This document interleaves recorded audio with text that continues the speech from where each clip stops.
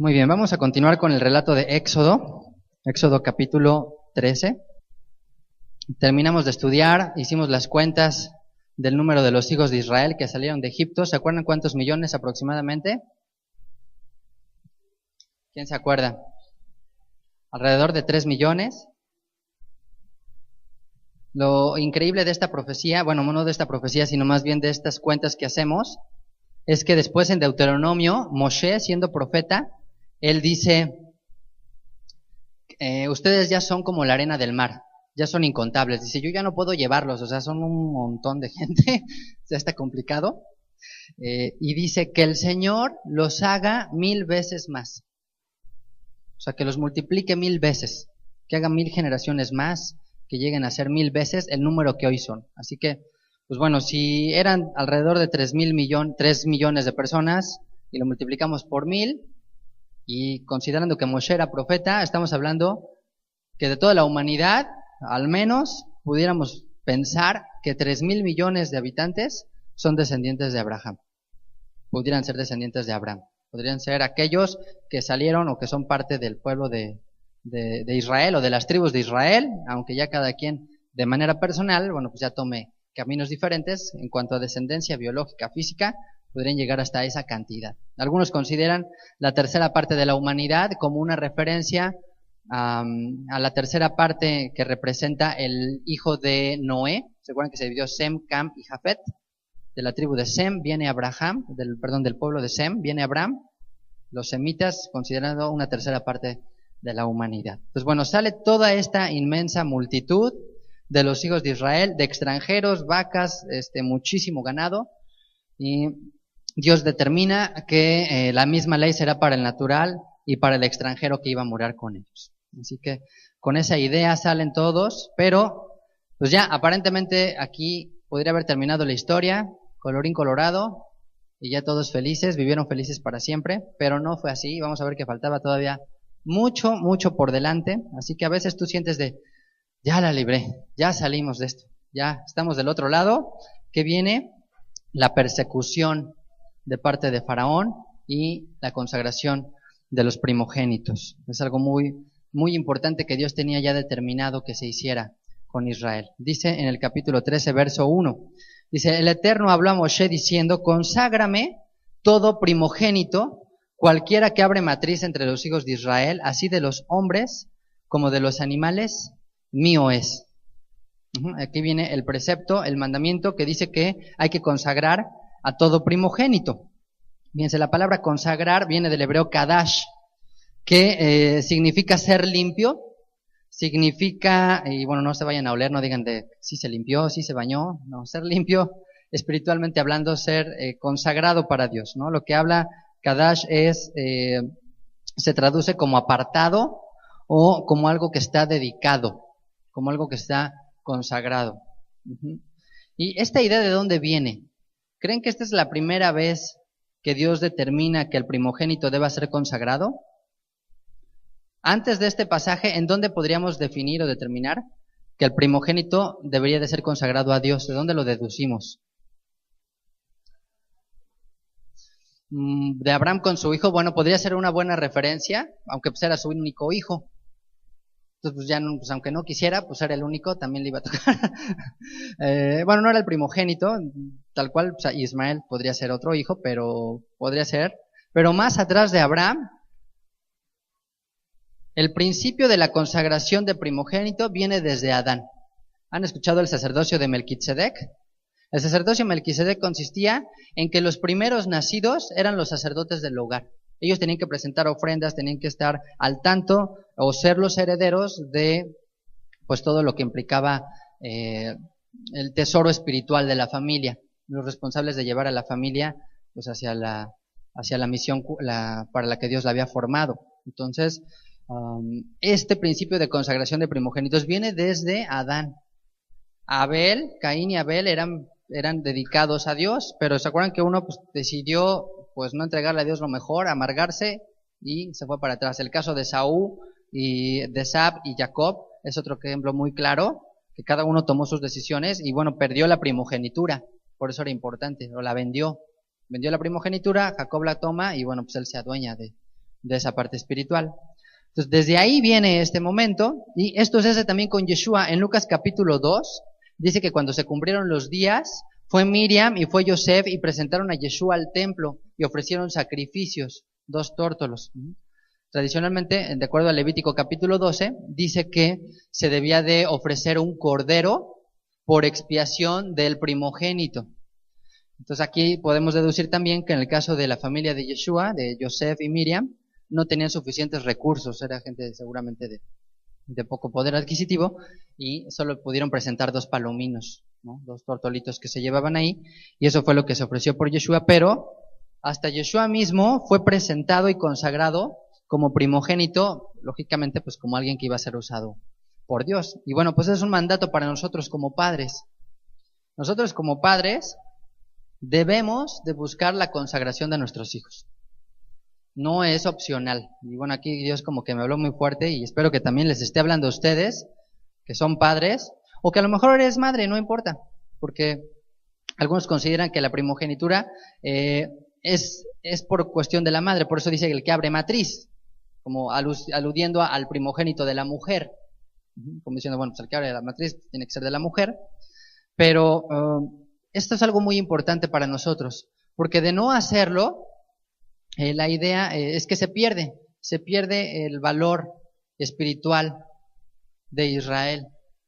Hay un énfasis muy importante, y lo vamos a volver a reiterar hoy, de que transmitas esto a tus hijos y se lo repetirás a tus hijos y se lo dirías a tus hijos. O sea, la idea de Dios no era hacer campañas evangelistas, como decir, es que vamos a traer gente que no es parte de nuestra familia y que se integra a nuestra familia. Israel lo veía, o sea, la nación de Israel se veía como una familia. O sea, como que tú no adoptas así, bueno, es raro, ¿no? O sea, como que adoptes tíos y primos y abuelos y nietos, o sea, pues como que, bueno, pues son amistades, pero no son así de tu familia. Entonces, para Israel era igual. Israel no decía, a ver, vamos a traer a nuestra familia, más hermanos. La idea es, mejor vamos a tener más hijos, vamos a consagrarlos a Dios, y ellos mismos, simplemente lo que vamos a hacer, pues vamos a ser una familia pues más grande. Esa era la idea de Dios. No era así, por eso el judaísmo no es proselitista. Porque ellos dicen, bueno, pues no, antes de ganar el mundo, mejor consagro a mis hijos, los dedico a ellos, y ellos solitos arman su propia congregación. Como les decía, imagínate si de este rabino que les digo que conozco, que tiene 12 hijos, ¿no? Y su hermano pues tiene 10, y luego el otro. Imagínate, cuando se junta la familia, pues son 80, nada más en cualquier instante. Ya es una comunidad de los que estamos aquí. Esa es la idea. La idea es que sea tu familia la que ganes primero. Pero empezando, número 1, por tu hijo. Conságralo, apártalo, santifícalo, busca que él sea una persona que dedique su vida a Dios. No estoy diciendo que no estudie una carrera, o que ya, ¿sabes qué? Que todo lo que estudia o le ofrezca al mundo es malo. Puede ser, pues abogado o arquitecto o lo que quiera dedicarse a hacer. No importa la actividad, es más, no importa si no es profesionista. Lo que importa es que esté consagrado a Dios. Que lo que él haga, lo haga para Dios. Que donde él se mueva, esté dedicado a alumbrar a otros de Dios. Eso es lo más importante. Lo demás viene a ser secundario. Pero nuestra misión como padres es que nuestros hijos se dediquen a eso. Y qué difícil es que esto trascienda. Qué triste es, sobre todo, por ejemplo, en el caso de los pastores, es que los hijos están totalmente descarriados. Hay un dicho muy famoso que dice que hijo de pastor, lo peor. O sea, si quieres conocer a alguien que sea lo peor, dice, ve y conoce a un hijo de un pastor. Y yo digo, ay, Dios mío. Es un llamado muy fuerte. Es una responsabilidad muy, muy, muy fuerte. Y Dios nos debe dar mucha sabiduría para no asfixiar a nuestros hijos, para no imponerles una carga más grande, para que ellos amen a Dios, para que lo que hagan, lo hagan con gusto. Les decía que uno de los retos más difíciles y más complejos como padres es inculcar el amor a nuestros hijos por los mandamientos, por la Torá, por Yeshua. O sea, que él en su corazón quiera hacerlo.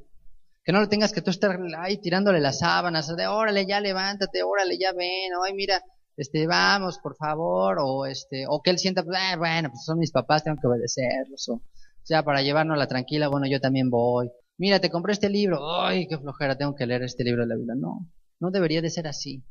Entonces, eso es difícil, porque tú puedes obligar a un niño, inducirlo, presionarlo, tenemos que ser, pues, influir de la mayor manera, de la mejor manera. Ya llegará un momento en que él decidirá, ¿no? Tampoco está escrito que tenga que ser así. También Dios le dio un libre albedrío y él decidirá. Simplemente nuestra labor es dejarle las cosas lo más claras posible. Decirle, mira, está este camino y está este camino, tú vas a decidir cuál tomar.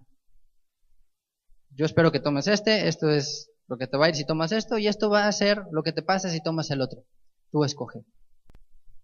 Así que el llamado que hace Dios aquí es, consagra a los primogénitos. Por otra razón más es, yo salvé a tus hijos, tú me debes tus hijos. Estamos en deuda. No sé si sabías, pero tus hijos no son tuyos. Aunque los hayas registrado, aunque lleven tus nombres, tus apellidos, y tú le hayas puesto el nombre que hayas querido, dice que mío es, dice aquí el Eterno, así de los hombres como de los animales, mío es. O sea, no te lo preguntó, no dijo, bueno, pues si quieres que sean tuyos, pues ten más. Dice, bueno, ten un montón, pero el primogénito por lo menos es mío, representa el diezmo. Deben de haber sabido, hubiéramos tenido unos 10 hijos. Ahora es, bueno, Señor, está bien, te doy uno, ya no lo siento tan feo, pero ay, con 2, con 1, qué mal hicimos. Bueno, lo que quiere el Señor aquí es que tengamos conciencia de que todo le pertenece, de que todo es suyo. Porque si hay algo que nos duele desprendernos, es de nuestros hijos. Oye, eso sí te duele en la carne, eso sí te duele en tu corazón, eso sí, oye, es fuerte. Pero bueno, por eso se dice que si tu hijo está en los caminos, cuando se vaya de casa, o tu hija, pues no vas a perder un hijo, vas a ganar una hija, ¿no? O vas a ganar un hijo, y en el caso de las mujeres, ya, sale buena la inversión, ¿no crees? Dices, bueno, pues te doy uno, Señor, pero ya al ratito en la jupá me regresas 2. Y ya luego además multiplicado, porque esos 2 se multiplican y ya te regresan nietos, entonces ese ya es el fruto, ¿ya? Si hasta eso Dios no es no es codicioso, no es codo, como se dice, ¿no? Sí da, o sea, te pide, pero también te da. Entonces dice, ok, dame tu hijo es mío, pero te lo voy a regresar y te voy a dar los dividendos de esa inversión. Ahí están tus nietos y vas a ver que lo vas a disfrutar. Y dicen que las mayores bendiciones que puede tener un hombre es llegar a ver a sus nietos. Todavía más placentero que los hijos son los nietos. Así que, que el Señor nos dé larga vida, si el Mesías nos regresa, para poder llegar a ver eso. Y los que son abuelos, siéntanse bendecidos y dichosos por llegar a serlo, por llegar a ver a sus nietos en esto. Dice el verso 3. Moshe dijo al pueblo, tened memoria de este día, el cual habéis salido de Egipto, de la casa de servidumbre, pues el Señor les ha sacado de aquí con mano fuerte. Por tanto, no comeréis leudado. Vosotros sales hoy en el mes de Abib.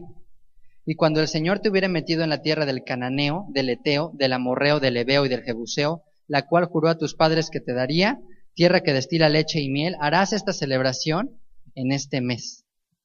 7 días comerás pan sin leudar, y el 7º día será fiesta para el Eterno. Por los 7 días se comerán los panes sin levadura, y no se verá contigo nada leudado ni levadura en todo tu territorio. Y es interesante que aquí se introduce el tema nuevamente de los panes sin levadura. Hag HaMatzot, la fiesta de panes sin levadura, se introduce aquí como que en medio del tema de la consagración de los primogénitos. ¿Por qué? Porque en eso consiste la fiesta. Este es uno de los propósitos de la festividad. Recordar que Dios nos sacó de Egipto para ser un pueblo santo, para caminar en libertad y en santidad. Entonces, el estar comiendo 7 días el panecito el matzá, es una manera de inculcarnos esto que vivimos, este recordatorio, es una manera de reafirmar esto que pasó. Y bueno, yo creo que para nadie pasa desapercibido estos momentos, ¿no? Que estás toda la semana comiendo esto, que a lo mejor cambias el pan por el matzá, o pues estás haciendo ahí tus recetas de matzá. Es una manera que Dios tenía de decir, recuerda para qué te saqué. Te saqué para servirme, ¿se acuerdan? Decimos que para eso nos había sacado el Señor, para servirle a Él. Cambiamos de amo, de Faraón al Eterno, de los egipcios pues a nuestros hermanos en la fe, a servirnos unos a otros. Ese es nuestro llamado. Entonces, Dios dice aquí que no te olvides, dice, tened memoria. O sea, no seas de los que, pues ya pasaron 3 años y ya no me acuerdo ni para qué estaba ahí. En pocas palabras, no seamos malagradecidos. No seamos malagradecidos. Consideremos de dónde nos sacó el Señor, tenerlo siempre presente. Es un ancla que te va a permitir no alejarte demasiado de los principios de santidad de Dios. En el momento que se te empieza a olvidar de dónde saliste, también te vas a olvidar de a dónde debes de llegar. Así de simple es. Te olvidas de dónde saliste, te olvidas de a dónde vas a llegar. Tienes que tener muy claro el punto de partida y el punto de llegada. Si no tienes esos dos, siempre va a ser infructuoso tu camino. Va a ser muy fácil que te desvíes. Entonces, a veces dicen, ya no quiero recordar cosas feas, ¿no? Ya quiero olvidar lo que el Señor ha perdonado y todo eso. Y no está mal en el sentido de que te estés necesariamente como que lacerando y dando tus nopalazos así en la espalda y latigueando, ¿no? Siendo masoquista. No se trata de ser masoquista. Se trata de reconsiderar lo que Dios hizo por ti. Entonces, bueno, a todos Dios nos sacó de un bote de basura. Esa es la verdad. O sea, Dios un día pasó y vio un bote y tuvo misericordia y se agachó y nos recogió. Y si olvidamos eso, vamos a pensar que ya somos lo máximo. Por eso dijo Yeshua, qué difícil es que un rico entre al reino de los cielos. ¿Por qué es difícil? Porque cuando ya lo tienes todo, cuando ya la vida es fácil, híjole, qué complicado es mantenerte en la fe. Y qué difícil es más todavía para el hijo de un rico. Porque como ya nace así entre pañales de seda, ya la vida le es fácil en algunas cosas, pues entonces ya no lo vas a considerar como algo que tengas que agradecerle a Dios. Entonces a veces es bueno que nuestros hijos se den cuenta de dónde nos sacó el Señor y para qué nos sacó. Y dice que en su bondad, dice, voy a introducir en la tierra del cananeo, del eteo, del amorreo, del heveo, del jebuseo, la cual juró a tus padres. Dios le dio una promesa a Abraham y la está cumpliendo y la va a cumplir. Y Dios le dio más promesas a Abraham. Dice que el territorio de Israel es desde el río Nilo, que es Egipto, hasta el río Éufrates, lo que hoy es Irak. Y baja prácticamente, algunos consideran a lo que es Arabia Saudita. Lo que es Dubái y todas estas ciudades de ahora ahí que se están haciendo. Todo eso dice es Israel. Todo eso es Israel. Dios lo va a dar algún día. Así que bueno, estábamos medio preocupados la semana pasada de cómo íbamos a caber. Bueno, pues ya checamos un poco más y está un poco más amplio el terreno de lo que pensábamos. Entonces yo creo que sí cabemos. Y si no, pues unos segundos pisos podremos a ver qué hacemos. Entonces Dios les dice, los voy a introducir a la tierra que destila leche y miel como un símbolo de abundancia, ¿no? La leche como un concepto de algo básico, de lo que tú necesitas. Dice, yo te voy a dar el sustento básico, ¿no? La leche, o sea, como un producto de primera necesidad. Y la miel, que era pues algo que era a veces considerado un lujo, ¿no? No era así como tan común, pero dice, mira, ¿sabes qué? Hasta eso te voy a dar. O sea, vas a llegar a una tierra de abundancia, no te va a hacer falta.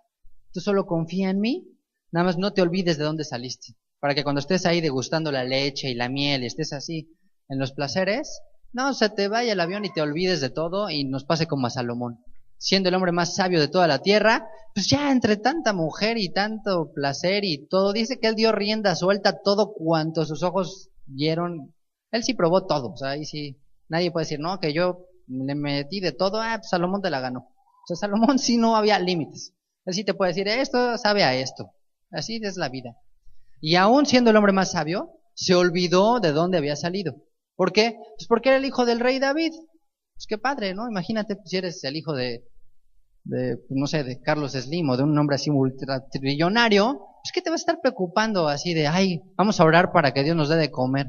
Pues ¿cómo crees?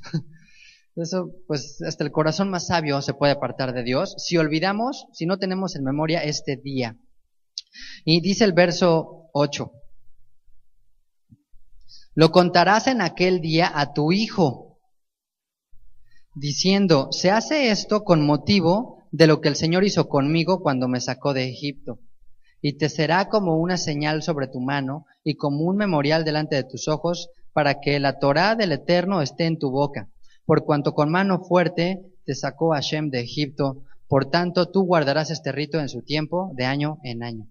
Se refiere al memorial de Pesaj. Dice, de año en año celébralo, no dejes pasarlo. Por eso es grave y trágico. Si a alguien se le pasa un año celebrar Pesaj, pues ya se te fue hasta el próximo. O sea, como que no es de, bueno, nos vemos la próxima semana. No, ya la próxima semana ya no. Ya se te fue, ya hasta el próximo año. Entonces dices, solo una vez al año. Dice, guardarás este rito en su tiempo, de año en año. Y un punto importante que dice aquí es que esto, dice, te será por señal sobre tu mano y como un memorial delante de tus ojos. Y bueno, esto es lo que da origen, de aquí se interpreta lo que se conoce como los tefilim, que también creo que en español le ponen filacterias, ¿no? El Nuevo Testamento dice filacterias, ¿no? Que en hebreo se le llama tefilim, que son una pues especie de cajitas que son hechas de cuero de un animal kosher, casi siempre son de cordero, y se utilizan por lo general por las mañanas para hacer los rezos matutinos, y esto es lo que da a origen diciendo aquí, te será por señal en tu mano y como memorial. Eso es como la aplicación literal, ¿no?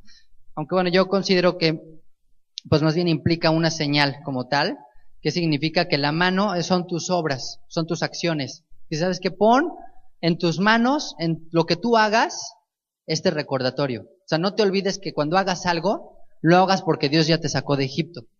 Y ponlo en tu mente, ¿qué implica? Guárdalo en tu mente, manténlo vivo el recuerdo.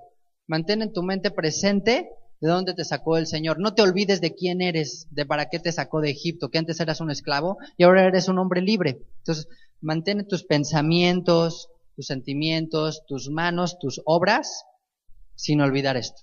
Entonces, bueno, yo creo que lo literal no anula tampoco lo espiritual, creo que pueden ser ambos. O sea, no estoy en contra de que se pongan los tefilim, de que se ore con tefilim. Si es algo que consideras que te acerca a Dios, que te va a ayudar en esa comunión con Dios y a mantener vivo esto, pues hazlo, ese es uno de los propósitos.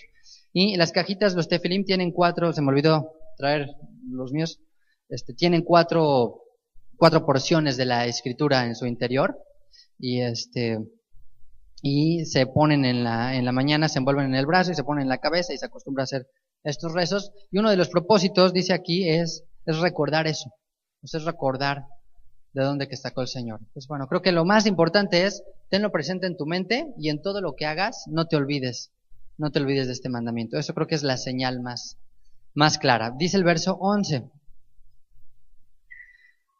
Cuando el Señor te haya metido en la tierra del cananeo, como te ha jurado a ti y a tus padres, y cuando te la hubiere dado, dedicarás al Señor todo aquel que abriere matriz. Asimismo, todo primer nacido de tus animales, los machos, serán del Señor, ¿no? Lo que conocemos como las primicias. Las primicias son de Dios, darle lo mejor al Señor. Y bueno, yo creo que también esto es una prueba que Dios le pone al pueblo de Israel, como para ver en dónde está tu corazón. Yeshua dijo que donde esté tu tesoro, ahí estará tu corazón. O sea que tú vas a poner tu corazón ahí en lo que vale, en lo que te cuesta, en lo que te importa. Donde esté tu tesoro, ahí va a estar tu corazón. Entonces Dios dice aquí de antemano, me vas a dedicar todo lo primeritito, lo primero que nazca, lo primero que surja, ¿no? El que abre matriz y el primogénito de todos los machos. Por eso se considera de los varones, ¿no? Como el primogénito.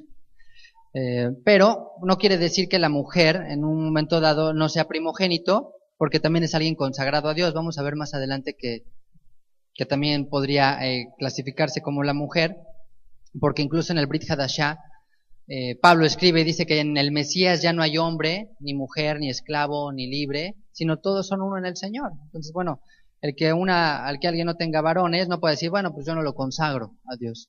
Tienes que consagrarlo. Lo que implica es consagrarle lo mejor a Dios. ¿Se acuerdan de este concepto que es Omer Reshit, la primicia de la gavilla? Reshit es lo primero, la primicia, pero también la palabra Reshit significa hermoso.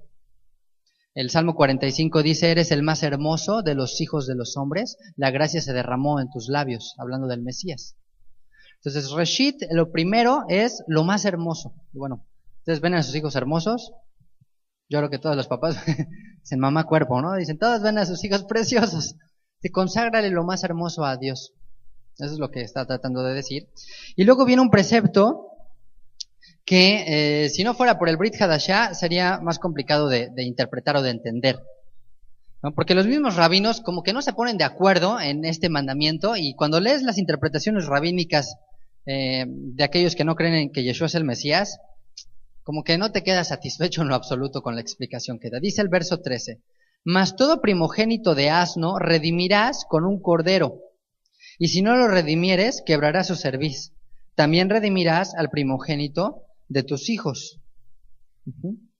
Y aquí es un mandamiento redimir al primogénito del asno. Es el único animal no kosher que decía aquí que sería redimido. Que sí venía la opción de, ¿sabes qué? Redímelo para que no muera por medio de un animal kosher. Ajá.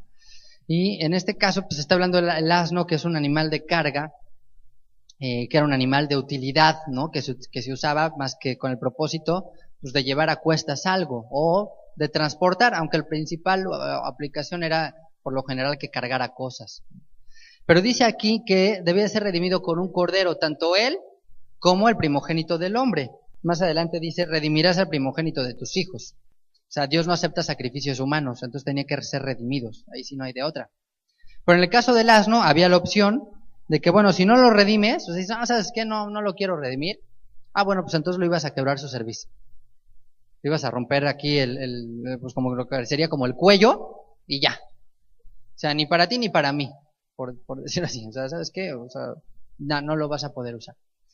Y pues les decía que no hay una explicación muy clara así de los rabinos de, bueno, ¿y por qué se dio este mandamiento y aquí en este contexto? Vamos a ver primera instancia que el asno, de acuerdo a Oseas 8, capítulo 9, representa a alguien. Oseas capítulo 8. Vamos a leer desde el verso 8. Está hablando el profeta Oseas particularmente a Efraín, al reino del norte. Dice aquí. ¿Ya estamos ahí? Ok. Devorado será Israel. Pronto será entre las naciones como vasija que no se estima. Porque ellos subieron a Asiria. Asiria fue el pueblo que conquistó a Efraín, ¿ok? A las 10 tribus. Dice, como asno montés para sí solo. ¿Cómo que para sí solo? O sea, porque el asno es un animal que no se deja dominar tan fácilmente, o sea, que no se deja controlar. ¿Se acuerdan la historia de Balaam? De la burra esta, de que ya le estaba dando de varas de hasta que ya de repente habló y le dijo, oye, ya. O sea, pues espérate, o sea, está bien que sea incontrolable, pero no es para tanto, para que me des. O sea, el asno es un animal que se deja llevar por sus instintos y se deja llevar por sus pasiones. Entonces Efraín se dejó de llevar por sus pasiones, por sus instintos, por esa falta de prudencia. Dice aquí, Efraín con salario alquiló amantes. Se fue tras su concupiscencia. De ahí viene el dicho de que como burro en primavera, de que no se puede controlar y que pues se deja llevar por sus pasiones más bajas, así tristemente. Así que el asno representa a Efraín, que sería redimido. Y también representa, les decía, esas pasiones, esa concupiscencia que mora en Efraín, en Israel y en todos los hombres, y eso lo encontramos en Ezequiel capítulo 23. Y bueno, pues es un capítulo muy fuerte, habla del Señor muy duro a la casa de Judá y a la casa de Israel. Ezequiel capítulo 23. Vamos a ver qué representan los asnos. Aquí está hablando de Judá también. Vamos a leer desde el verso 18. Ezequiel 23, 18 dice, así hizo patentes sus fornicaciones y descubrió sus desnudeces, por lo cual mi ama se hastió de ella como ya hastiado mi alma de su hermana, como se había ya hastiado mi alma de su hermana, hablando de Efraín. Aún multiplicó sus fornicaciones, trayendo en memoria los días de su juventud, en los cuales había fornicado en la tierra de Egipto. Fíjense, o sea que también Israel había idolatrado en Egipto. Dice, y se enamoró de sus rufianes. ¿Ven qué palabra usa ahí? Dice, cuya lujuria es como el ardor carnal de los asnos y cuyo flujo como el flujo de caballos. Así trajiste de nuevo a la memoria la lujuria de tu juventud, cuando los egipcios comprimieron tus pechos, los pechos de tu juventud. Y bueno, pues este capítulo es como clasificación C, o sea que no lo sigan leyendo los jóvenes porque está muy fuerte. Pero el punto aquí es que ese asno representa la lujuria desenfrenada. Y ahora acompáñenme a Juan, el Evangelio de Johanán. Dice Johanán 12:12. El día siguiente, grandes multitudes que habían venido a la fiesta, al oír que Yeshua venía a Jerusalén, tomaron ramas de palmera y salieron a recibirle y clamaban, Hosanna, Hosanna, bendito el que viene en el nombre del Eterno, el Rey de Israel. Y halló Yeshua un asnillo y montó sobre él, como está escrito, no temas, hijo de Sión, he aquí tu rey viene montado sobre un pollino de asno. ¿Qué representa este pasaje a la luz de lo que estamos viendo en Éxodo y a la luz de lo que hemos leído en los profetas? Yeshua es ese cordero que es usado como redención para redimir al asno. Y bueno, pues el asno, ¿quién es? Es Efraín, es Israel. Israel se fue tras sus amantes, tras sus pasiones, y debía de ser quebrantado, debía ser quebrado. Pero el Mesías monta en este animal, en este asnito, de manera simbólica, diciendo el cordero redimiendo al asno, redimiendo a Efraín. ¿Qué otra cosa representa entonces el asno? La lujuria, las pasiones. Esto representa que el Mesías fue capaz de dominar aún los instintos y las pasiones que pues estaban en su cuerpo. Algunos dicen, oye, pues es que a lo mejor Yeshua no tuvo todas las tentaciones que tienen los jóvenes hoy o los varones de hoy con respecto a las mujeres y con respecto a las pasiones. No es cierto, también las tuvo y venció. Y eso es lo que representa, el que él montó el asno, decir, sabes que fue capaz de dominar aún sus instintos, no se dejó llevar por sus pasiones. Y representa en un nivel más profundo, pues que está redimiendo a Efraín, que él está dando su vida, él está siendo el cordero de Dios, que entonces es entregado para poder redimir al asno. Y pues así entendemos mejor este mandamiento que da el Señor en Éxodo, volviendo a Éxodo capítulo 13, cuando dice, todo primogénito de asno redimirás con un cordero, justo con un cordero tenía que ser redimido, y si no los redimieres, quebrará su cerviz. O sea que en lugar de que seamos quebrantados y pues muertos, ¿qué decidió el Señor? Dar a su Hijo para que nosotros seamos salvos. Dice, también redimirás al primogénito de tus hijos, y cuando mañana te pregunte tu hijo diciendo, ¿qué es esto?, le dirás, el Señor nos sacó con mano fuerte de Egipto, de casa de servidumbre, y endureciéndose Faraón para no dejarnos ir, el Señor hizo morir en la tierra de Egipto a todo primogénito, desde el primogénito humano hasta el primogénito de la bestia, y por esta causa yo sacrifico para Hashem todo primogénito macho, y redimo al primogénito de mis hijos. Te será pues como una señal sobre tu mano, y por un memorial delante de tus ojos, por cuanto el Eterno nos sacó de Egipto con mano fuerte. O sea que aquí le está recordando otra vez la historia. ¿Sabes qué? Hubo un momento muy importante en la historia en la que murieron todos los hijos. Por eso Dios me mandó, dice aquí, redimir al primogénito. En el judaísmo se hace un evento que se le llama el Pidyon Aben. Es el rescate del primogénito, en el que simbólicamente el padre lleva una ofrenda a la congregación, a la sinagoga, y dice, esto lo doy de manera simbólica por el rescate de mi primogénito, ¿no? Y es una manera de tener presente este momento. Entonces, bueno, pues es algo que posiblemente estemos haciendo después, algunos que quizás lo hicimos o algunos no lo hicieron, pero tenerlo presente. Y el punto importante aquí también es la palabra redención. Redención es dar en pago algo o rescatar algo a costa, dar un precio por algo que te pertenecía o que se perdió y que tuviste que pagar por él una vez más. Si no hay precio, si no hay un costo, no es redención. Si alguien te dice, bueno, pues órale, te lo fío, te lo doy, pues te lo está regalando, pero si tú lo compras, ya es diferente, ya te costó a ti algo. Entonces la redención del primogénito tuvo un costo, y bueno, pues tuvo un costo muy alto. Y bueno, si Dios dice que hay que hacer esto, ¿ustedes creen que Él no lo hizo? De acuerdo a Éxodo capítulo 4, verso 22, ¿quién dice que es el primogénito de Dios? Moshe le dijo a Faraón algo. Dice el Eterno, deja ir a mi primogénito. Dijo, Israel es mi primogénito. Dice en la carta a los Hebreos que somos la congregación de los primogénitos. Pues bueno, si Dios dice que hay que redimir al primogénito, ¿será que Él nos habrá redimido? ¿Se habrá redimido a ti? Piensa lo que dice Apocalipsis, capítulo 13, hasta el último libro de la Biblia. Dios también enseña y Dios también lo hace. Apocalipsis 13, vamos a leer a partir del verso 8 nada más. Dice aquí, hablando de momentos de tribulación, Apocalipsis 13:8, y la adoraron todos los moradores de la tierra. Estoy hablando de este dragón, de esta bestia. Dice, cuyos nombres no estaban escritos en el libro de la vida del Cordero que fue inmolado desde el principio del mundo. Okay, entonces dice aquí, en el libro del Cordero de la vida del Cordero que fue inmolado desde el principio del mundo. Entonces el precepto del rescate del primogénito dice que tenía que ser con un cordero.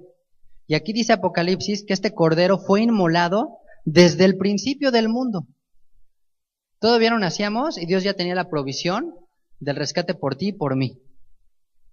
Dios ya había provisto para que tú y yo pudiéramos hacerlo. Ahora, ¿para qué nos redimió el Señor?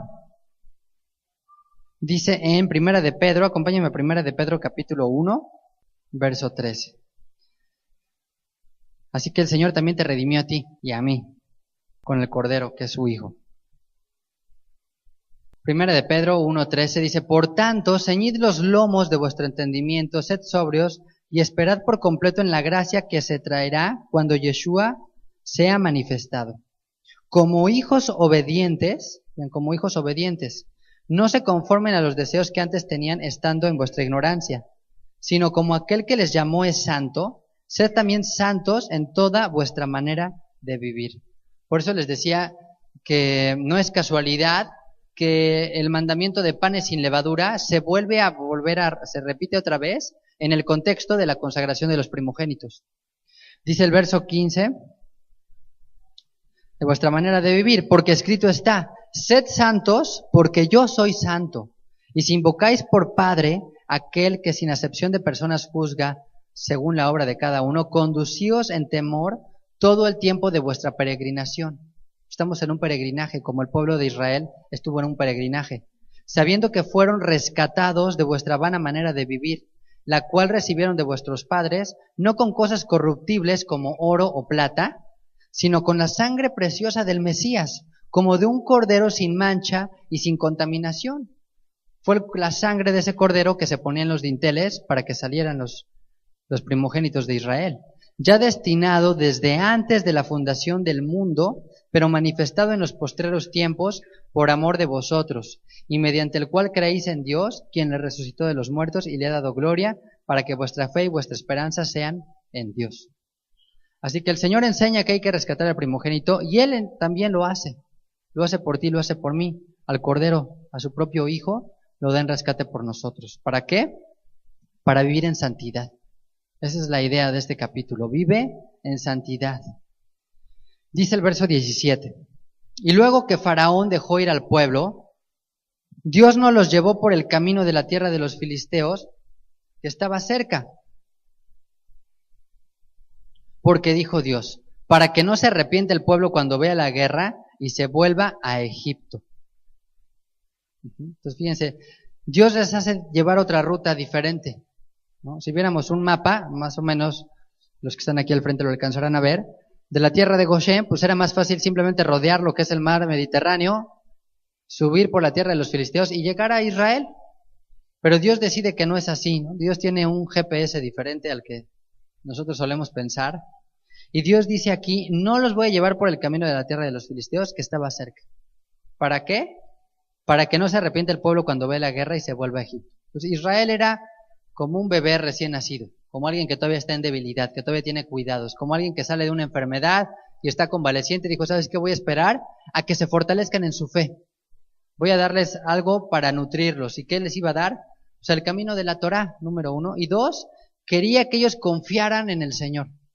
Aquí Dios les va a cambiar la ruta drásticamente, lo vamos a ver en el capítulo 14, para que crean quién es Él, para que lo conozcan, para que vean su poder, para que tomen confianza en las decisiones de Dios. Y dice, para que cuando vean la guerra y no se quieran regresar. De acuerdo a la tradición, dice en un Midrash, y también dice en el libro de Jasher, que alrededor de 30 años antes de la salida de Egipto, la tribu de Efraín se fue a conquistar la tierra prometida y que fracasaron en el intento. Y que murieron alrededor de 200 o 300,000, que fueron masacrados totalmente por los filisteos, porque se precipitaron en llegar a Israel. No era el tiempo y ellos dijeron, hicieron mal sus cuadras, ahí hicieron mal sus cálculos del tiempo y llegaron a Israel antes y fueron aniquilados. Entonces dice aquí que por esa razón dijo, yo no quiero que vayan a ver ahí los cadáveres y todo lo que sucedió y se vayan a desanimar y piensen que les va a suceder lo mismo. Entonces, bueno, sea o no cierto esto, el principio es que Dios está también guardando el corazón de su pueblo. No quiere exponerlos a algo demasiado fuerte de un instante que pueda provocarles desánimo o tropiezo.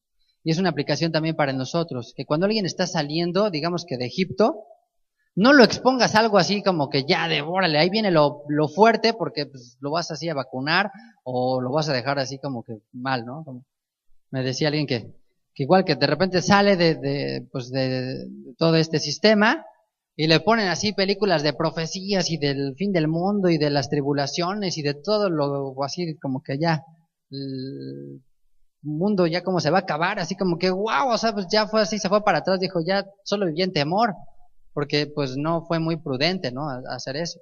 Entonces, Dios cuida el corazón de su pueblo y les dice, ¿sabes qué? Date la vuelta, vete por acá, te voy a cambiar la ruta, yo sé lo que hago. Y dice el verso 18, mas hizo Dios que el pueblo rodease por el camino del desierto del Mar Rojo. Y subieron los hijos de Israel de Egipto armados. ¿Por qué dice que subieron armados? ¿Sería que traían ahí escopeta o así como que sus espadas, así tal cual? Creo que subían armados porque iban con el Señor. Iban armados pues porque Dios iba con ellos. Después de la matanza que acababa de ver en Egipto, pues imagínate, traes ahí al Señor contigo, pues ahí sí, que corran todos, ¿no? ¿Por qué eran tan valientes los filisteos en la época de David? Pues porque traían a su Goliat ahí, ¿no? Pero nada más vieron muerto a Goliat y órale, pero salieron por patas todos, o sea, corriendo así de inmediato, les dieron una corretiza después todos los de Israel. Pues porque pues con semejante monote así, pues dijeron, pues a ver, órale, a ver quién se pone. Entonces dice, ¿por qué traía armas Israel? ¿Por qué venía armado? ¿Por qué salieron cargados de armas? Porque el Señor estaba con ellos. Porque decía, pues a ver quién se pone con mí, Israel se pone conmigo. Y entonces todos los pueblos estaban así, pero temblando. Cuando llegaron ahí a la tierra de Canaán, todos estaban ya esperando nada más su destrucción. Dice aquí el verso 19, tomó también consigo Moshe los huesos de Yosef, los cuales había juramentado a los hijos de Israel diciendo, Dios ciertamente les visitará y harán subir mis huesos de aquí con vosotros. Yosef también era un profeta de Dios, también era alguien que tenía el Espíritu de Dios y él, inspirado, dijo, mis huesos no se van a quedar aquí, mis huesos los van a tomar y van a llegar a la tierra prometida. Y bueno, pasaron pues 400 años o casi, y aún así Dios cumplió su palabra. Y esto representa también, Moshe representa al Mesías, que es capaz de llevar los huesos, ¿no? Los huesos secos. Ustedes recuerdan la profecía de Ezequiel 37, donde viene un espíritu de los 4 vientos y toma esos huesos y les recobra vida y los lleva ¿dónde? A la tierra prometida. Es lo que hoy está haciendo Dios en día. Dios está volviendo a traer los huesos secos de la casa de José, de la casa de Efraín, y los va a introducir a la tierra de Israel. Así que eso es lo que estamos anhelando. Dice todavía, y Dios ciertamente les visitará y hará subir mis huesos de aquí con ustedes. Y partieron de Sucot y acamparon en Etam a la entrada del desierto. Dice, el Eterno iba delante de ellos de día en una columna de nube para guiarlos por el camino y de noche en una columna de fuego para alumbrarles a fin de que anduviesen de día y de noche. Y aquí ves pues el amor, la compasión que tiene Dios. Porque Dios dijo que los había llamado para que le sirvieran, o sea, como quien dice, pues llamó sirvientes. Pero aquí el que les sirve es el Señor, y todo el tiempo el Señor es el que los está sirviendo y protegiendo y cuidando. En lugar de que el pueblo de Israel les sirviera, el Señor es el que les servía. Y aquí vemos una vez más que cuando Dios enseña algo, Dios pone el ejemplo. Yeshua dijo también, ¿no?, que el que quiera ser el mayor tiene que ser como el menor y tiene que servir a los demás. Por eso dice que pues cuando estaban sentados ahí en la cena de Pesaj, se puso de pie, se despojó de su túnica y empezó a lavarle los pies a los discípulos. Y dando ejemplo, dijo, pues si yo hago esto, si yo soy el Señor y Maestro y les lavo los pies, pues cuánto más se los deben de lavar ustedes. O sea, aquí el Señor dijo, yo los llamé de Egipto para que me sirvan y aún así yo les voy a servir. Voy a poner esta columna en el día para guiarlos, para que les refresque, para que les dé sombra, para que les tape el sol, y les voy a dar esta columna de fuego para alejar a los animales, para iluminarles, para protegerles, para que no sientan frío. El Señor todo el tiempo los estuvo resguardando. Y si tú observas tu vida, yo estoy seguro que también Dios ha sido así contigo. Que también ha habido una columna de nube que te ha protegido adelante y una columna de fuego que te ha protegido detrás. Que el Señor nunca nos ha dejado. Que siempre, a pesar de que nos llamó y nos rescató, y en lugar de que le sirviéramos, Él nos sirve, Él nos provee. Les da agua, les da pan, les da el sustento en un lugar en el que pues ya era casi imposible, ¿no?, que sobreviviera alguien. Dice el verso 22, nunca se apartó de delante del pueblo la columna de nube de día, ni de noche la columna de fuego. Fíjense qué impresionante. Ni de día ni de noche se apartó. Dios siempre va adelante. La presencia de Dios es permanente. No hay un lugar en el que Dios no esté ahí. Capítulo 14. Dice, habló el Eterno a Moshe diciendo, di a los hijos de Israel que den la vuelta y acampen delante de Pi-Hahirot, entre Migdol y el mar, hacia Baal-Zephón. Delante de él acamparéis junto al mar. Porque Faraón dirá de los hijos de Israel, encerrados están en la tierra, el desierto los ha encerrado. Ese era el plan diabólico, el plan maquiavélico de Faraón es perfecto, ya los encerró el mar. Ya están atrapados, pero era justo lo que Dios quería que él pensara. Es increíble cómo Dios mueve todas las piezas de una manera impresionante. O sea, él dice, a ver, los voy a cambiar de este lugar, los voy a poner aquí, para que Faraón piense justo eso, piense que ya los atrapé. Y es justo lo que se da. Entonces la ruta de Dios, es más, les pongo aquí algunas imágenes, en lugar de llevarlos por arriba, los lleva hacia abajo y los lleva a un lugar en el que prácticamente los encierra. Por eso dice aquí, él va a pensar, el desierto los ha encerrado, verso 4, y yo endureceré el corazón de Faraón para que los siga, y seré glorificado en Faraón y en todo su ejército, y sabrán los egipcios que yo soy el Señor, y ellos lo hicieron así. Entonces dijo, ¿se acuerdan? Faraón preguntó, ¿quién es el Eterno? ¿Quién es el Señor? ¿Quieres saber quién es el Señor? Pues lo vas a conocer, y vaya que cómo lo termina por conocer. Entonces, cuando el enemigo piensa que ya te tiene atrapado, cuando tú mismo sientes que ya las circunstancias ya te ahogan, que ya no ves la luz, pues a lo mejor el GPS de Dios es diferente al tuyo. La ruta de Dios no siempre es la más corta, pero el punto aquí principal es Dios quiere glorificarse. Dios, cada momento difícil en el que a veces estamos encerrados es porque Dios se quiere glorificar. Dios quiere ser exaltado a través de ese momento. Y vaya que si lo fue aquí, porque, fíjense, esta imagen, para los que están enfrente a lo mejor la alcanzan a ver, dice la playa de Nubeiba es en el actual Egipto, y es un lugar que está cercado totalmente, geográficamente, por montañas. De hecho, se alcanza a ver una pequeña ruta, un pequeño caminito sinuoso, y llega a un lugar que es una playa. Esta es una foto de satélite, en la que se puede ver claramente cómo hay una extensión amplia, libre de montañas, pero todo lo demás está rodeado de como un pequeño estrecho en el que sale una extensión impresionante. Entonces aquí pues sí fácilmente caben 2 o 3 millones de personas, pero todo lo demás son puras montañas. O sea, no había ni a dónde ir. O sea, por eso exactamente lo que pensó Faraón era correcto, es decir, están atrapados, no hay ni para dónde moverse. Lo único que les queda, se quedaron ellos solitos, se acorralaron, se metieron ahí y solitos quedaron atrapados. Porque solo hay montaña de este lado, Faraón llegaba por acá, y aquí solo había el mar. Incluso dice el Talmud que se empezaron a volver así como que a desesperar los hebreos, a decir, ¿qué vamos a hacer? Y se empezó a dividir el pueblo. Que 3 tribus dijeron, no, ¿sabes qué? Vamos nosotros a pelear, pues ni modo, ya nos morimos aquí. Otros dijeron, no, nosotros nos aventamos al mar, ahogados, preferimos morir ahogados. Y otros dijeron, nos vamos a las montañas y que nos maten los animales y ya. Y otros dijeron, no, nos rendimos, ya nos sometemos y pues ni modo, regresamos a Egipto, pensamos que sí era la salida y ya no era. Y ya. Todos tenían cada uno su plan, su ruta, su plan de escape. Pero Dios tenía un plan muy diferente a qué los había llevado, exactamente. Dios sabía por qué los había llevado. Dice el verso 5. Y fue dado aviso al rey de Egipto que el pueblo huía. ¿Y era cierto o no? ¿El pueblo huía o no huía? ¿Ustedes qué dicen? No huía, pues el mismo faraón los corrió, dijo, ya váyanse de aquí. Los egipcios ni siquiera huía porque hasta los egipcios les dieron sus riquezas. Entonces, pero bueno, así se hacen los chismes. Por si le fue dado al rey de Egipto aviso que el pueblo huía y el corazón de Faraón y de sus siervos se volvió contra el pueblo y dijeron, ¿cómo hemos hecho esto de haber dejado ir a Israel para que nos sirva? Ese es el corazón de Faraón, es el corazón del dragón. Decir, ¿cómo puedo dejar ir a estos? No los voy a dejar ir. Voy a ver cómo le hago para matarlos. Ya, al final, todo Egipto destruido, su hijo muerto, ya prácticamente se había acabado esa generación, y aún así el corazón endurecido de Faraón es, pues bueno, me vale, los voy a terminar matando. Ya lo único que me va a alegrar es destruirlos. Eso fue el último pensamiento de Hitler, cuando ya vio toda la guerra perdida, cuando ya vio que no iba a poder establecer su imperio y de que no iba a poder conquistar más, dijo, bueno, ok, pues ya se acabó esto, pero ¿sabes qué? Ya maten a todos los judíos que se puedan.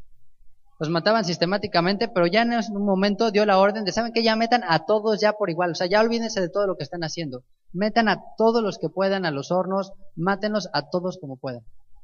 Ya, eso fue horrible. Aquí Faraón está dando la misma orden. Y no solo él, sino dice de sus siervos, diciendo, ¿cómo hicimos esto? ¿Cómo los dejamos ir para que nos sirvan? Unció su carro y tomó consigo su pueblo, y tomó 600 carros escogidos, y todos los carros de Egipto y los capitanes sobre ellos. Entonces, bueno, 600 carros escogidos, como decir, pues tomó a los marines, acá los más boinas verdes o los no sé qué, y sobre eso se fue. De los que quedaban, de los pocos animales que rescataron, por lo menos agarró estos 600, los carros de Egipto, los capitanes, todo el ejército ya, y sí se llevó lo que quedaba, así todos, vámonos así, a conquistar otra vez. Endureció el Señor el corazón de Faraón, rey de Egipto, y él siguió a los hijos de Israel, pero los hijos de Israel habían salido con mano poderosa. O sea, algunos consideran como que a pesar de ser tantos, Dios les ayudó, pues como a caminar rápido, como que a llegar hasta este lugar a esa velocidad. Dice, siguiéndolos pues los egipcios con toda la caballería y los carros de Faraón, su gente de a caballo y todo su ejército, los acamparon acampados junto al mar, al lado de Pija-Jirot, delante de Baal-Zephón.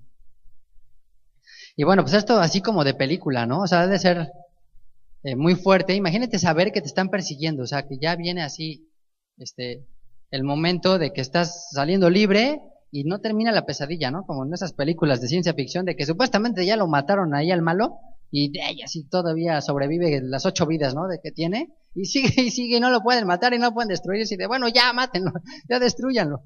O sea, como una pesadilla así de que, como de esos sueños, no sé si han tenido esos sueños de que estás corriendo pero como que no avanzas.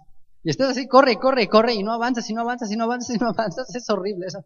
Cómo me desespera a mí eso, ¿no? De que te están persiguiendo y corres y no pasa nada. Bueno, pues así estaba Israel. No podía terminar la pesadilla para ellos. Y dice el verso 10. Y cuando Faraón se hubo acercado, los hijos de Israel alzaron sus ojos, y he aquí que los egipcios venían tras ellos, por lo que los hijos de Israel temieron en gran manera y clamaron al Señor.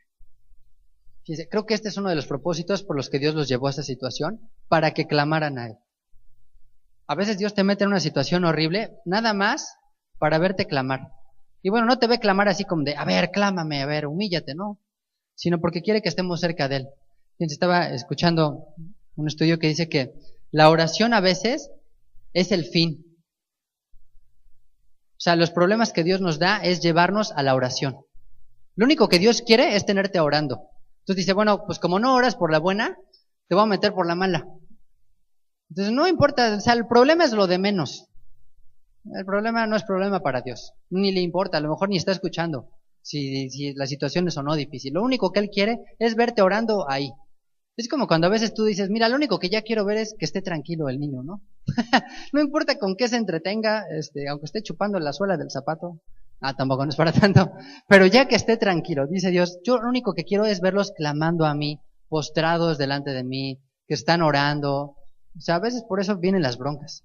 Nada más Dios te quiere ver clamando, orando, así le agrada vernos. Y dice, bueno, pues así te voy a tener.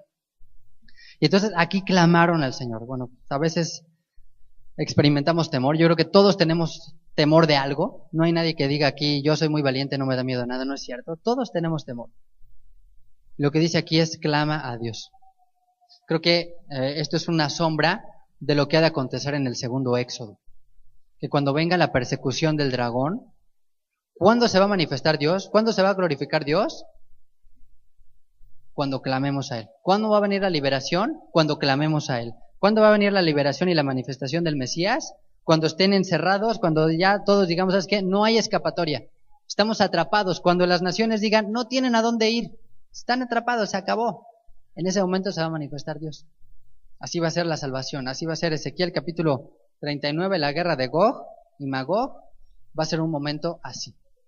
Y dice en el verso 11, y dijeron a Moshe, ¿no había sepulcros en Egipto que nos has sacado para que muramos en el desierto? ¿Por qué has hecho así con nosotros que nos has sacado de Egipto? Ya ves, todo es culpa de Moisés.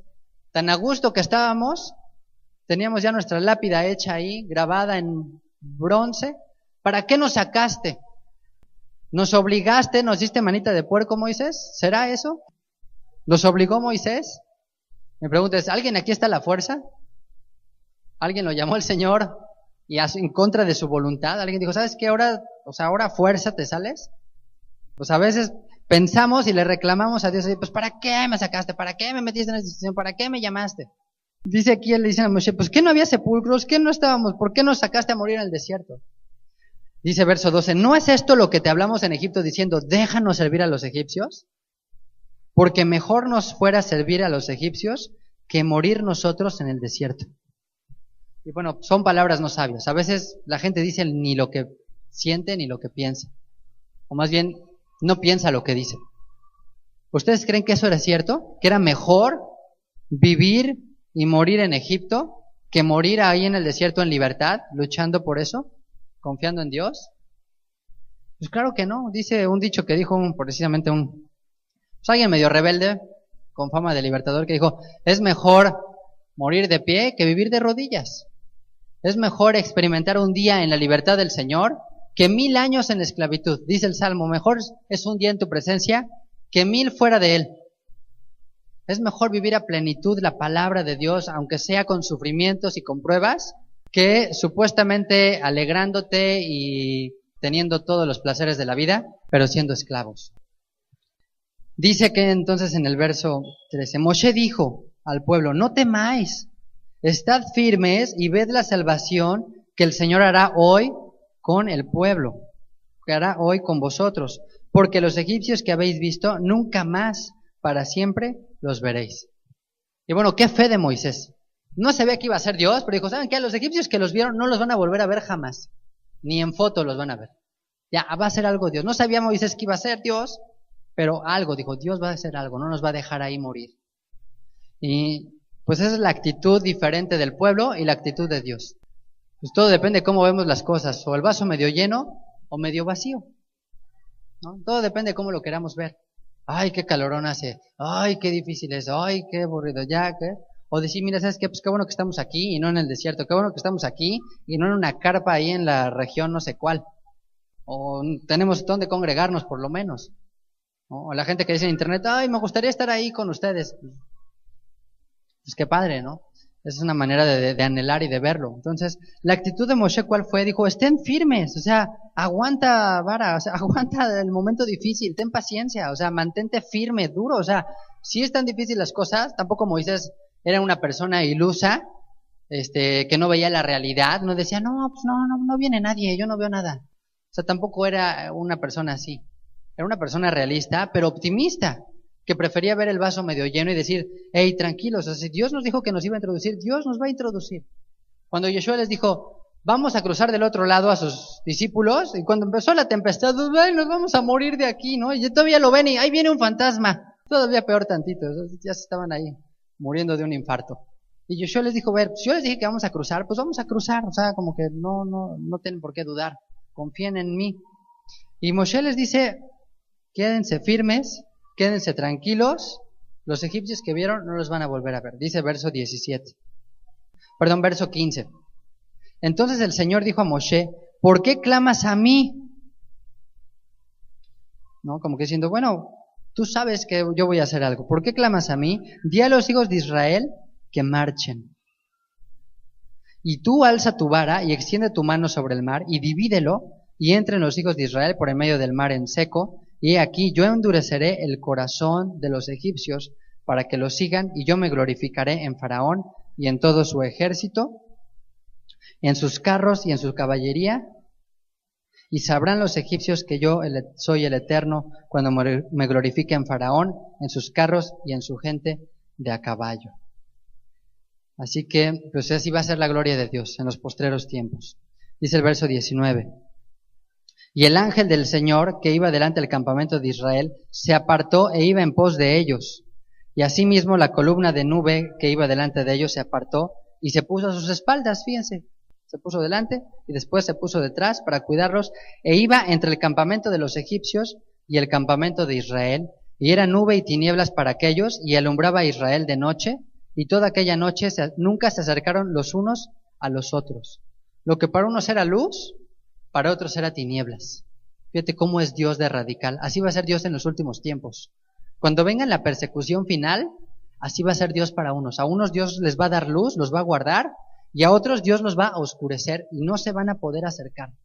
Por eso dice en Apocalipsis, el que sea inmundo todavía más. Y el que se santifique, santifíquese todavía más. Pero no se van a poder mezclar. Va a haber algo que va a dividir a unos y a otros. O sea que ahorita todavía estamos todos mezclados. Ahorita todavía, como decía, estamos de noche. Ya cuando amanezca, cuando ya venga la salida, vamos a ver quién todavía trae sus primogénitos, quién todavía salió y quién se quedó. Así los va a dividir Dios. Y por eso dijo Moshe que veremos la salvación. Dijo, ¿no? Dice aquí, estad firmes y ved la salvación del Señor. Y fíjense, la palabra salvación es la palabra Yeshua. Dice, así verán a Yeshua, porque Yeshua es el que nos va a salvar. Y dice el verso 21, que es el famoso pasaje de la apertura del mar. Extendió Moshe su mano sobre el mar, e hizo el Eterno que el mar se retirase por recio viento oriental toda aquella noche, y volvió el mar en seco, y las aguas quedaron divididas. Este es un pasaje que trascendió en la historia, que cuando Josué iba a conquistar Jericó, le dijo Rahab, sabemos que Dios está con ustedes y que no hay Dios semejante a ustedes, porque sabemos que Dios dividió el mar, nada más para que ustedes pasaran. O sea, así de simple, así de poderoso es su Dios. Verso 22, entonces los hijos de Israel entraron por el medio del mar en seco. No dice que bajó la marea, sino como que en seco los abrió. Dice, teniendo las aguas como muro a su derecha y a su izquierda, ¿no? Como si fuera un acuario, como si fuera como un acuario, así iban pasando, una pared de un lado de otro y otra del otro, y así los animales de un lado y del otro. Está increíble. Esa escena en la película El Príncipe de Egipto me gusta mucho, cómo se ven así las paredes de agua, así se veía así los peces, ¿no? Algo así me imagino yo también. Dice, siguiéndolos los egipcios, entraron tras ellos hasta la mitad del mar, toda la caballería de Faraón, sus carros y su gente de a caballo. Aconteció que a la vigilia de la mañana, que el Señor miró el campamento de los egipcios desde la columna de fuego y nube y trastornó el campamento de los egipcios y quitó las ruedas de sus carros y los trastornó gravemente. Entonces los egipcios dijeron, huyamos de delante de Israel porque el Señor pelea por ellos contra los egipcios. Y el Eterno dijo a Moshe, extiende tu mano sobre el mar para que las aguas vuelvan sobre los egipcios, sobre sus carros y sobre su caballería. Así que Dios le dijo a Moshe, ya no estés orando, actúa. Ya no clames a mí, ya que me estás pidiendo a mí, tú haz las cosas, tú confía en mí. Y dice el verso 27.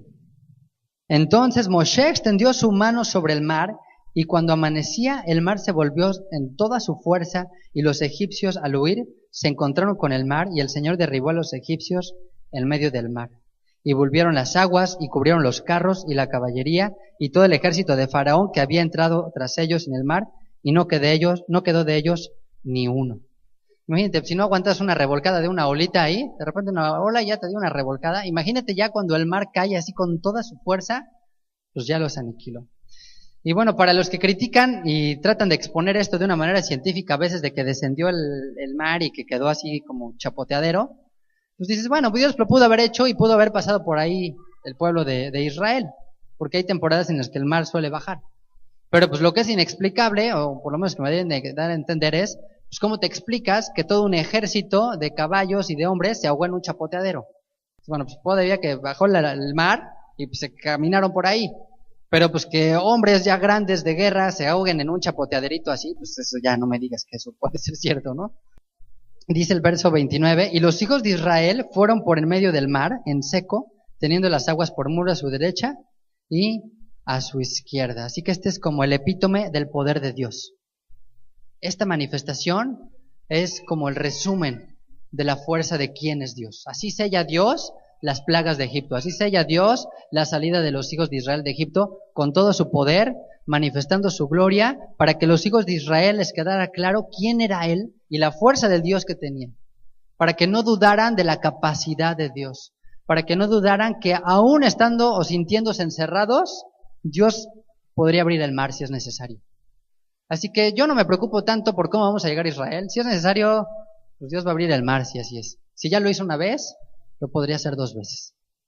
Y yo creo que contigo y conmigo va a ser igual. Podremos estar encerrados y en la peor situación, pero Dios no nos va a dejar. Así como columna de día y de noche, adelante y detrás. Y dice finalmente el verso 30. Así salvó el Señor aquel día a Israel de mano de los egipcios. E Israel vio a los egipcios muertos a la orilla del mar. Y vio Israel aquel grande hecho que el Señor ejecutó contra los egipcios. Y el pueblo temió al Señor y creyeron al Señor y a Moshe, su siervo. Así que todo lo hizo Dios para que no dudemos de Él. Para eso los llevó otra ruta, para eso les hizo dar la vuelta, para eso hizo que Faraón creyera que había sido engañado. ¿Para qué? Para que confiaran en Él, para que no dudemos de su poder. ¿Y por qué era importante ver los muertos? ¿Por qué se da este detalle? De acuerdo a un Midrash, dice que el cuerpo de los egipcios pues llegó así, todos los cuerpos quedaron allá a la orilla del mar, como dice aquí, ¿no? También. ¿Por qué querían ver los cadáveres? ¿Por qué consideran esto? Porque si no pasa como les digo, como en las películas, ¿no? Que luego por eso hacen la segunda parte. Porque no se murió, ¿no? O sea, como que quedó alguien ahí al final y entonces, ¡ay! Siguió vivo. Y otra vez, ¿no? Otra. Pues no, porque esto les iba a dar la tranquilidad y la certeza de que, ¿sabes qué? Ahora sí ya, se acabó la pesadilla. Ya, pues ahora sí ya muertos, ya no había manera. Destruyó la nación, destruyó su agricultura, su economía, mató a los primogénitos y mató pues a lo que quedaba de ellos, al ejército. Entonces ya eso era como un voto de confianza más, de decir, bueno, pues ya, ¿por qué? Porque si no morían los egipcios, siempre iba a quedar así el temor de que, híjole, acuérdense de lo que pasó, no vaya a ser que un día se armen y pues se vengan contra nosotros. O sea, ¿qué tal si en una de esas pues puede pasar, ¿no? Las famosas venganzas. Por eso en los pueblos no nada más matan a uno y luego matan a toda la familia para que nadie como que vaya a cobrarla. Entonces aquí Dios dijo, para que no vaya a quedar temor en el pueblo de Israel de que algún día va a ir alguien, aquí los acabamos por completo. ¿Y qué pasó con Faraón? ¿Qué consideran que pasó con Faraón? ¿Sobreviviría o no sobreviviría? Fíjense que hay diferentes opiniones. Unos dicen pues que sí, que efectivamente murió ahogado, como dice aquí que murieron todos los egipcios, pues bueno, pues también se incluía a él. Y otros dicen que no. Otros comentaristas judíos dicen que no. Que Dios le permitió vivir para que viera la ruina, para que viera las consecuencias de la dureza de su corazón. Y que ese fue el peor castigo que le pudo tocar, que vivió exiliado los últimos años de su vida, que ya después se fue a otra región y todo lo demás, pero que murió pues así en la ruina total. Regresó a Egipto, vio todo su país destruido, que en ese momento abrió los ojos y se dio cuenta que no tenía nada. Y yo creo que si ese fue el caso, yo creo que ese fue el peor castigo que le pudo haber tocado. Haber sobrevivido solo para contemplar la ruina total de su casa, de su familia, de su imperio, de su pueblo, de su nación. Y humillado.